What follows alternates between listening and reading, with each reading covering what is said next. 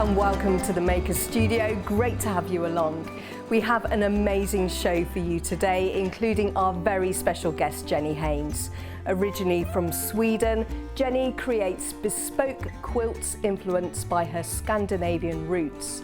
When Jenny isn't designing her trademark curvy quilt patterns, she also finds time to teach curved machine piecing to quilters groups and guilds around the world, including at the V&A in London. We can't wait to find out how she creates her curves and the precision in her quilts as she shares her artistry with us today.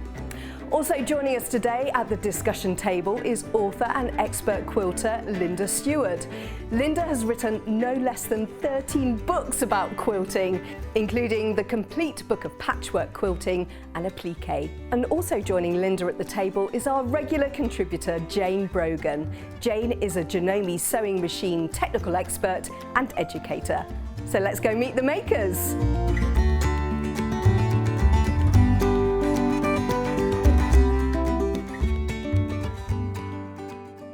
We're at our highly decorative discussion table. Let's meet the experts and our designers today. Jayne, Linda and Jenny, welcome all. It's great to see you looking very bright and colourful. Thank you. How are you all doing? You okay? Oh, we are very happy to be here. Thank you. Excellent. Jenny, what are you going to be demonstrating today? Well, you might have guessed it has something to do with curves. So I'm going to show you how to sew the no-pin curves the way I like to do it. And then I'm going to show you some bits of how you can play with those functions to do with the curves. Sounds perfect. Let's step over to the sewing machine.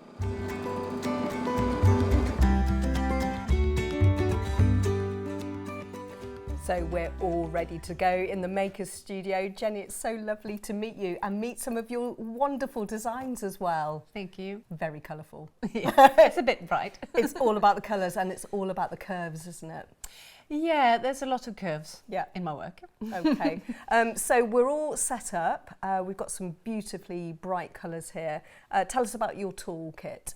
Yeah, so I sew a lot with curves. I would say only with curves. And the things I use is obviously the cutting mat and a rotary cutter. But I also developed templates that are made just the way I want them, and I can tell you a bit more about that later, but they just really help me with precision, which is one of my things. Excellent. So what are you going to be demonstrating for us now?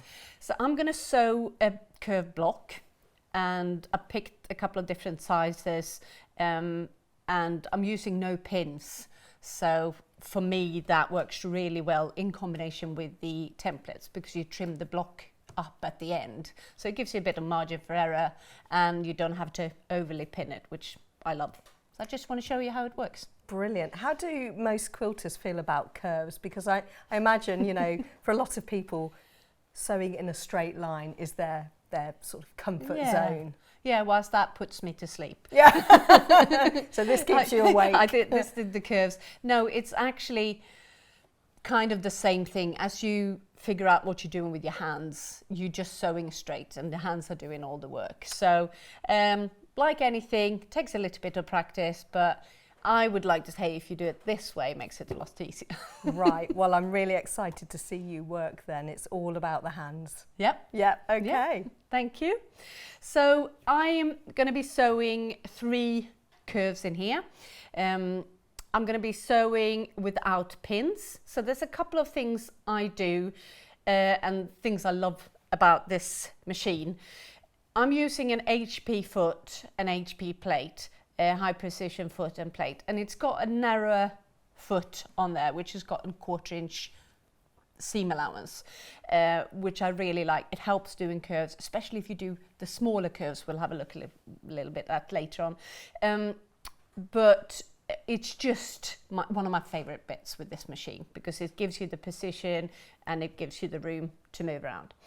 The other thing I do when I sew curves, because I'm going to trim these blocks down, I sew with a shorter stitch length. So I find that if I do a 1.8, then when I trim the blocks down, they don't start splitting in the seams.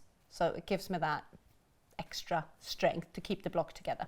It's also really useful when you sew the small curves because you can work your way on round with little steps rather than big huge steps. It gives you a bit more control. Experts, how do you feel about curves? Terrifying? They were always very scary, requiring the use of lots and lots of pins. I was just going to say I always use lots of pins, so I'm really looking forward to Yeah. seeing what you do. But I was just wondering, using that smaller stitch length, what if you make a mistake? Yeah, it's not as short as, say, you use if you're doing foundation paper piecing. You can still get your unpicker in. And often where you want to correct it might be where you meet seams. So that's another thing that I'm using, that I'm demonstrating a lot in my workshops, how to correct seams, because I like precision. So I usually say that if you want to make it precise, I've got lots of tips for you, but you can then ignore it if you don't want to. So easy to get the unpicker in and fix the seams if you want, but hopefully you don't have to unpick the whole thing. I would always use a 1.8 stitch length for piecing anyway when I was doing any kind of quilting, to stop that opening of the seams at the end, because we handle it quite a lot, don't we? Yeah, yeah. But you never make mistakes, right, Jenny? Oh, I correct a lot of things that other people will say they're not mistakes. But it's good to know that there's a way out of it if you have like I messed say up. to people, I'd show you how to do it like this, but you can ignore if you think it's a little bit over the top. I'd rather put more technique in, more tips in, and then people remember about half of it anyways. So they can then pick and choose the ones they like. Well, they can always watch this again and again and again and pick up more and more things as we go along. Yeah. Great. Brilliant. Should we get going? Let's get going. You can tell I'm keen, right? What beautiful colours. I love your colours in your yeah, quilts. so I like them bright. And I found one of the quilts with, hopefully I'll talk a little bit more about later, I found that when they clash a bit, it makes me quite happy. Yeah. So when they're not all in sync, and, you know, you can tell colours, when they're not all in sync, it makes it spark a little bit more, I find. Does that reflect your personality, would you Clashing. say? Clashing. Disturbing. No. I'm not the most subtle and matchy person. I think people will agree with you. When I'm sewing the curves, I found that if I start with the smaller one first and then make the bigger one later, that makes it easier to fit everything into the machine. So I'm going to start with that smaller piece, and I'm going to put these to the side for now. And then when I'm sewing curves, I like to have the convex at the bottom and the concave on top. Some people do it the other way around. Absolutely fine, whichever way you do it. This is how I teach it, and I find it really works for me. So I place the convex on the bottom with the right side up, and then I place the piece that's going to go next to it on top, right sides together, like that. And then I just match up the top bit and the first 1/4 inch. I don't worry about the curve just yet. So we're just going to get started straight, at a straight angle to the top, because then when you look at the curve, it doesn't get that toppy end, it makes it nice and round all the way around. So I find that really good tip to get used to kind of make your curves really round. Lovely. So I've changed my stitch length, it's on 1.8. I also sew with, needle stop down, so I'm just going to change that. Needle stop down, so the machine, when I pause, it kind of holds on to things. And I keep the presser foot down as I go around as well. I don't lift it and shift things around. So I'm going to start sewing straight, just the first 1/4 inch, like that. And then I'm going to start doing the curve. So what you have to be careful with is not overstretching, and you don't want to pull it so that you see the fabric underneath.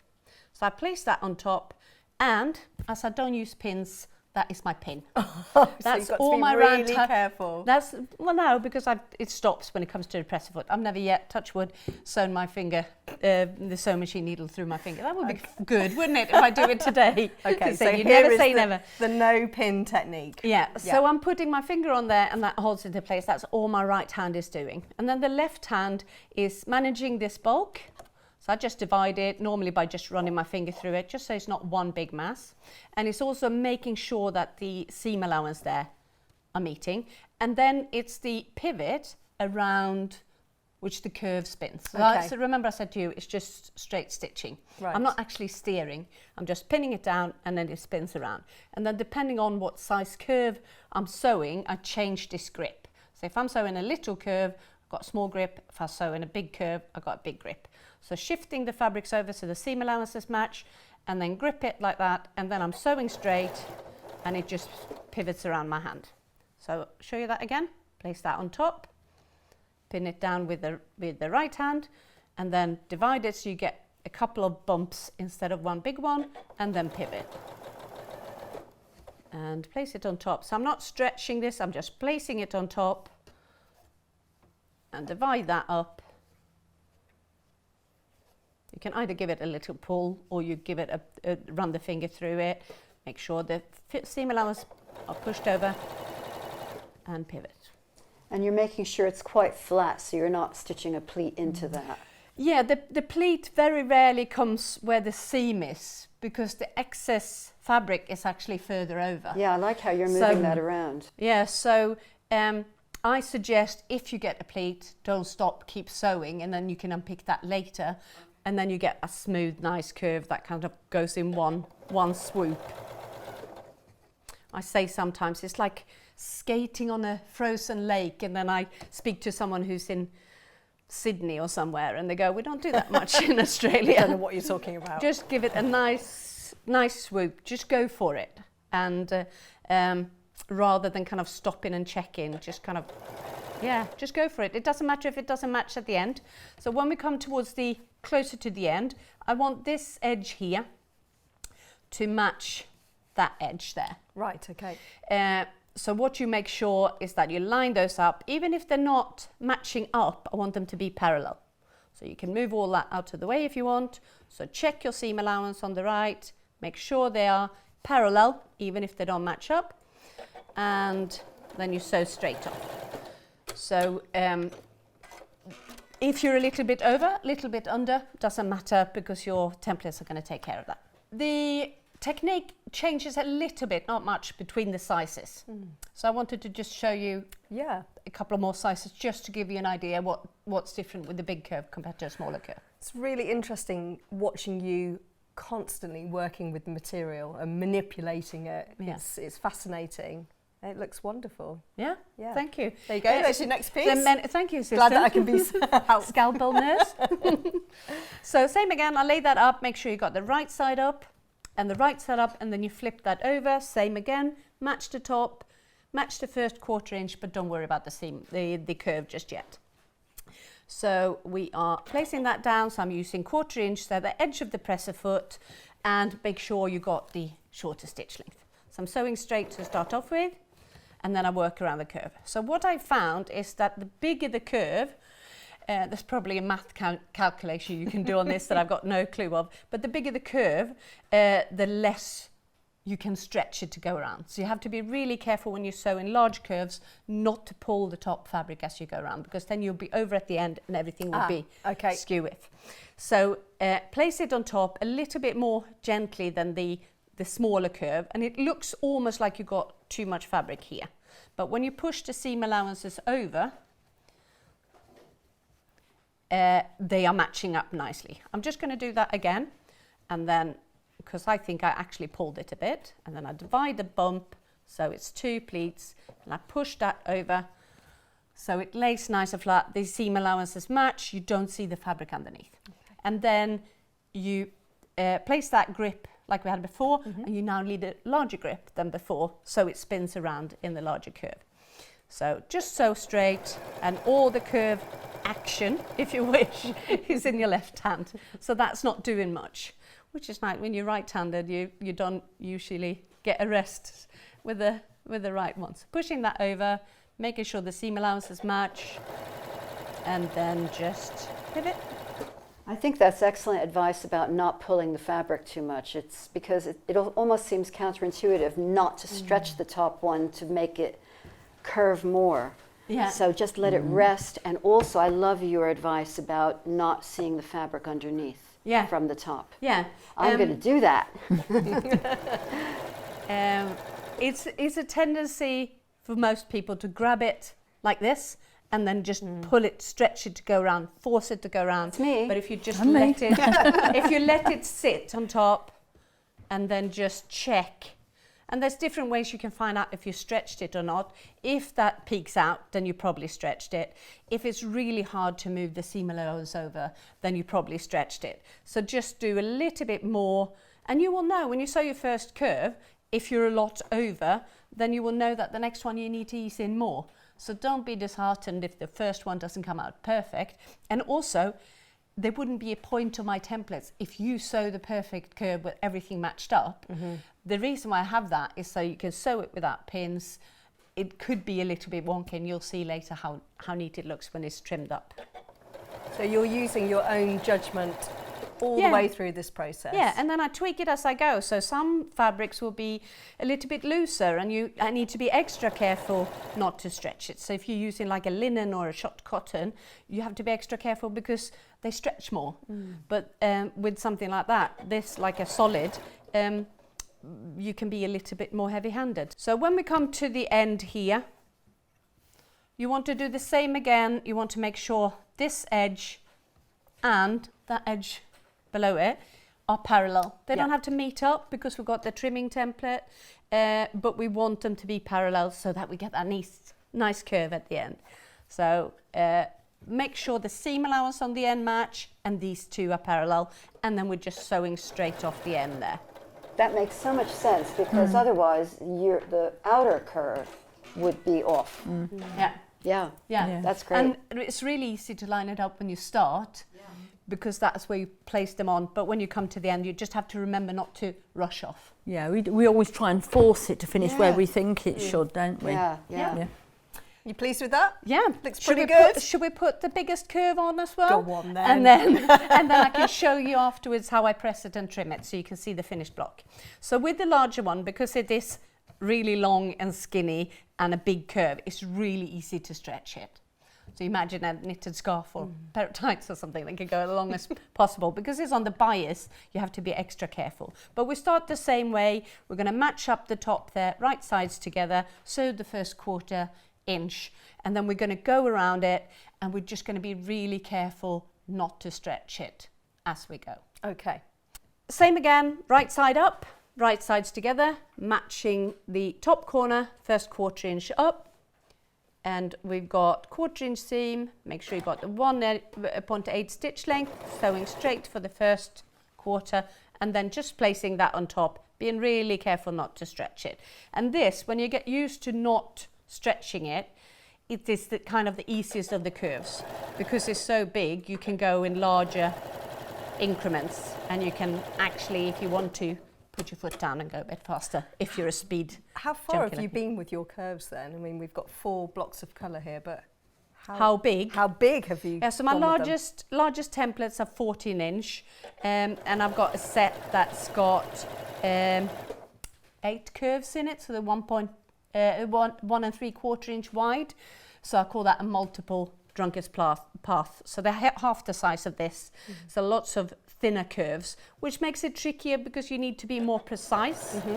Then on a big block like this with big chunky arches. So the advice is, if you're just starting out doing something like this, go for the bigger blocks. Yeah, the easiest would be to go for something like the one behind me because it's got the really big curves in there. So this one's broken up a little bit more, and then some I'll show you later is going to have even more curves in there.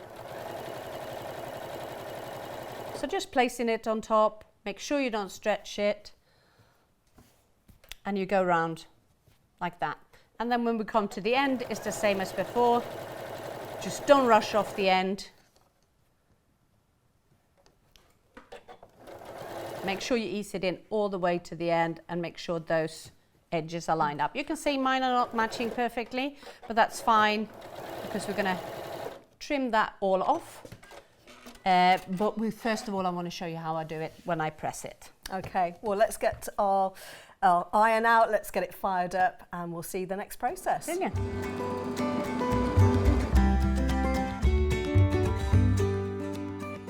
And so we move now to our pressing and cutting section of the demonstration with Jenny. So iron is ready. Yeah.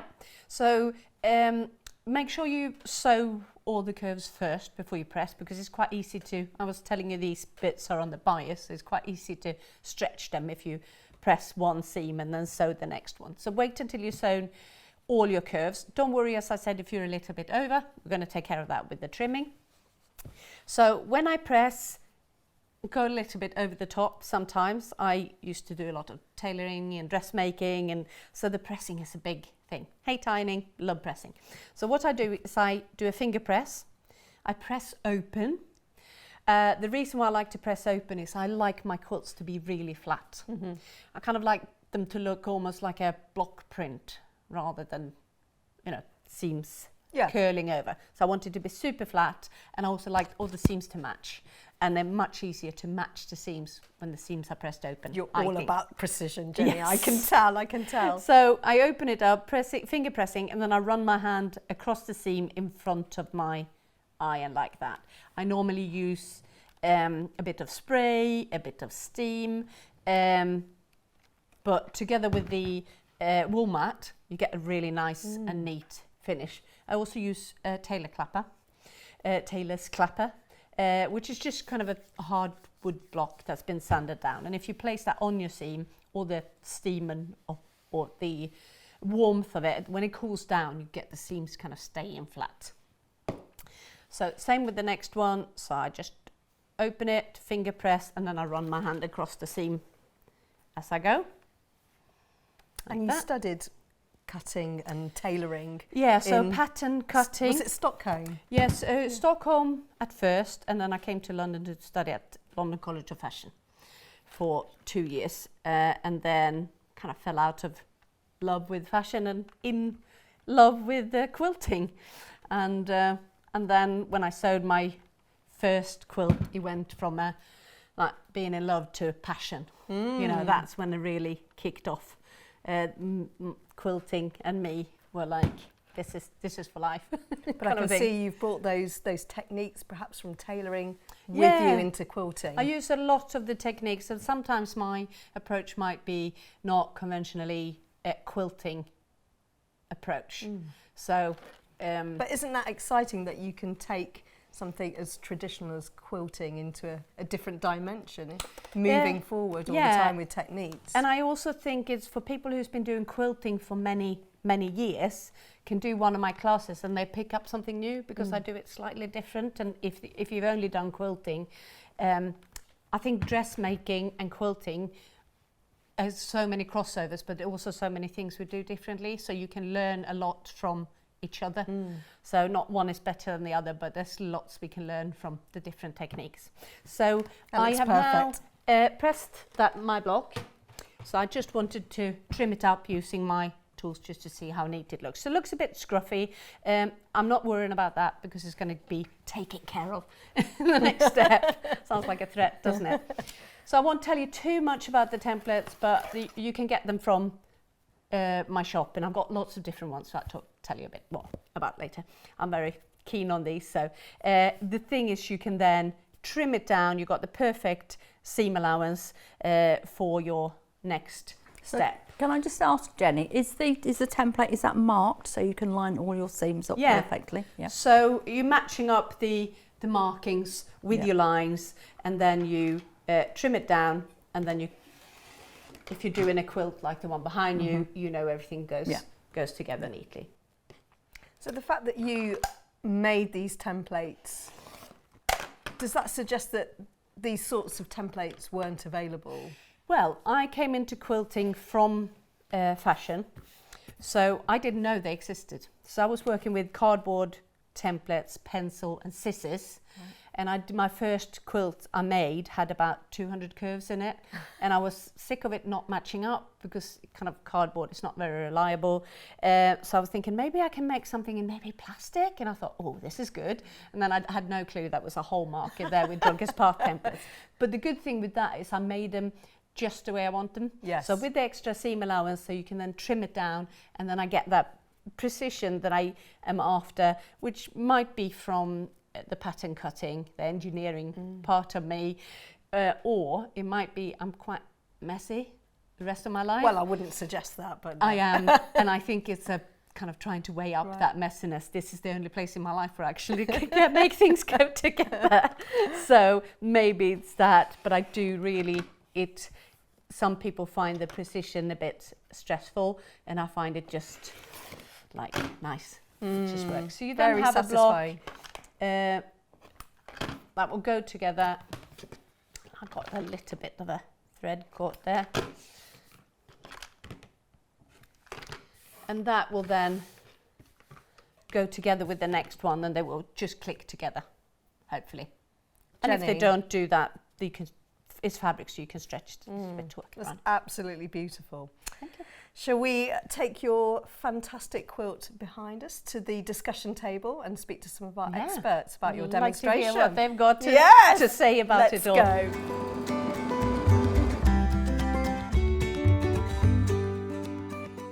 We're now back around the discussion table here in the Makers Studio, and I want to talk to our experts about Jenny's demonstration. Linda, what did you think? Well, I mean, as Jenny said, as a long-time quilter, you can always learn something, and I absolutely learned something today. From not stretching that top fabric to pressing the seams open. And I had a really good look at your block, and it's fantastic. And when I go home tonight, I'm going to try just that. Oh, great. So you're very inspired today I'm by the sounds of things. absolutely inspired. Thank you so much. Oh, thank you. That's very kind. And what about you, Jayne? It's a great way of doing this, and again, it's like Linda said, we're of a sort of an age where we press seams to the dark side. That was the normal, so it's quite revealing now. Thinking, well, maybe we need to press them open; they will fit better. So yeah. And also, because it's the same fabric, it's not going to really show to the right side. So it makes a lot of sense. And it's not being afraid of bright colours as well. I think we're all a little bit scared of colour at times. You think they're bright? Where are my sunglasses? They're so bright. This is one of Jenny's quilts then. And Linda, what elements do you like most about this quilt? Well, so many things, but one of them is that it does have a very improvisational feel, yet the precision is just incredible. And also I'm seeing this amazing transparency. You know, it's as if this center square has been plopped on like in a sheer fabric to change the colors of the rest of the circles. It's really brilliant. I'm just loving it. Oh, thank you. And to me, the shapes are very organic as well, aren't they? They are really organic shapes. Now, I was going to ask you about the quilting. Yes. So I brought I'm coming back to that, but I brought another quilt that is kind of where everything clicked when I started going, I can take the curves and repeat them and shift them and everything. But what was missing for me was I had a great idea that the quilting could enhance my kind of fun and organic shapes, but I couldn't get the precision I wanted onto the quilts because I wanted it to be precise, as you figured. So I started working with long armors. So Jo Bennison has quilted a lot of my quilts. She's a UK quilter. And then Eva Steiner, who's quilted this, she's a Swiss quilter, and she decides everything except sometimes she sends me a picture and I sometimes tweak it a bit. So the only thing I changed on this one, so what I wanted with this quilt is I wanted a bit of perspective. So the one that I had on the front there has got that depth, 3D, it's all flat, but it's got that kind of 3D feel to it. So I added a bit of a kink in the border to make it feel like you've got light and dark and folds, almost like an origami feel to it. So when we come to the quilting design, I just explained to her that the lines that go through here, they needed to do a little bit of a kink there as well to accentuate that fold. So I'm very much into that almost architectural look and perspective and that. But it's brilliant because what she's done, she's taken the quilting pattern in this larger curve, that's 14, and she repeated that here, but she squished it, so it's 7 times 14, so it gives it extra skewed. It's movement as well, isn't it? It makes it move. And then that's repeating that, but smaller, so you really get that that shift in it, which I really like. I love how the perfect circles get squished into these little oval eggs. It enhances the design so much. Yeah, and then squished again to Yeah. half the size in the centre. Yeah. Yeah. So can we have a quick look at the templates, if that's okay? Yeah, so I started off, as I said before, I was doing, not knowing what tools were out there. I had to make something that made them more precise. Sometimes So- you're better off not knowing what tools are out there, then you because can then design what suits base you. yours. So when Yeah. I learn a new technique, I would take all the knowledge I got from tailoring and dressmaking and pattern cutting, and then I would develop a class that explains how to do it my way.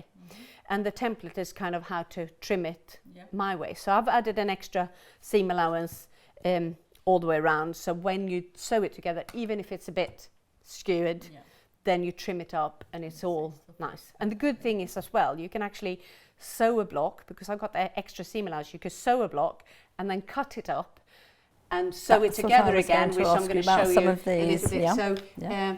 me and Lucy Engels, which I think you've had on the on a previous episode, excellent quilter. We worked quite a lot together, and we've done a block of the month. So in that, we were talking about riso colours and transparency kind of thing. So that is actually the same block as I made earlier. So I made 2 blocks and then cut them up and then sewed them back together. So that gives you an idea of what you can do with just the same shape, just creating kind of layers in the block Trimming there. up and moving it, that's Yeah. fabulous. And then we've got some more here, which are slightly different, aren't they? Yeah, so You've got I've that one. got circles, wide and thinner and really thin. I got ovals, wider and thinner, and then I got long ovals as well. So they're kind of 3 different shapes. And then what I do is I play with the technique and then use a previous technique and mash them up and see what happens. So in this block here, I've added that kink in the, so this, when it comes out big, it looks almost like a map unfolded with all the light and dark and folds and almost like an origami shape. So I named that still folding quilts, because it almost looks like a quilt that's been folded up and then unfolded. opened out So again, playing yeah. with the perspective, playing with light and dark, and I do a lot in the workshop about how to find kind of the match to that dark side, to the light side. And then on the other one, I've taken that long version, so slightly stretched out to that, together with the same circle as you find in the this quilt here. So I've sewn a lighter block and I've sewn a darker block, and then I've cut them up and sewn them back together to give this kind of transparency. You said it almost looked like a layer on top. What I feel like it's almost like you put like a mesh on top, something see-through, or perspex or plastic or something over, so you get the shade. And when I made this, someone said it looks like a pond skater stepped on it and made rings on top of it. So I'm calling that the pond skater quilt. So that's these are workshops coming for the autumn. So very, very exciting. As you can tell, I'm getting really passionate about all these shapes. Jenny, you're so creative and imaginative as well. Thank you so much for sharing some of your tips and skills with us all today. I hope you've enjoyed watching us here in the Makers Studio. Thank you very much to Jayne, to Linda and Jenny.